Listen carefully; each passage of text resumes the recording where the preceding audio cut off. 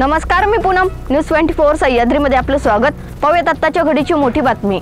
आमदार जयंत पाटील यांचे फलक शहर राष्ट्रवादीने हटवले असून पक्षाच्या नावाचा आणि चिन्हाचा गैरवापर केल्यास कायदेशीर कारवाई करू असे मयूर बांगरे यांनी म्हटलं असून अहमदनगर शहरामध्ये शरद पवार गटाचे प्रदेशाध्यक्ष जयंत पाटील हे आज बुधवारी अहमदनगर दौऱ्यावर येणार होते.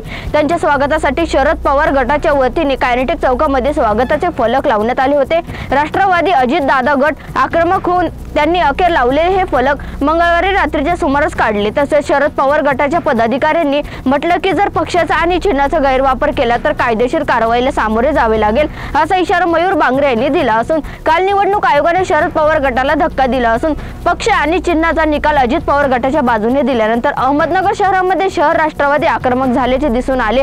त्यात पार्श्वभूमीवर फलक हटवे आंदोलन करण्यात आले आहे.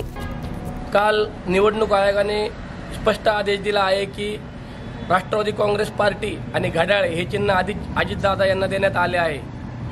मी शरद पवार गटाच्या नेत्यांना व कार्यकर्त्यांना सांगू इच्छितो की विना परवाना तुम्ही घड्याळ या चिन्हाचा वापर केल्यास आणि राष्ट्रवादी काँग्रेस पार्टी नावाचा वापर केल्यास तुमच्यावर कायदेशीर गुन्हा दाखल करण्यात येईल. विना परवाना फलकबाजी केल्यास तेही हटवण्यात येईल. या मोठ्या बातमीसहित थांबत मात्र तुम्ही पाहत राहा न्यूज 24 सह्याद्री.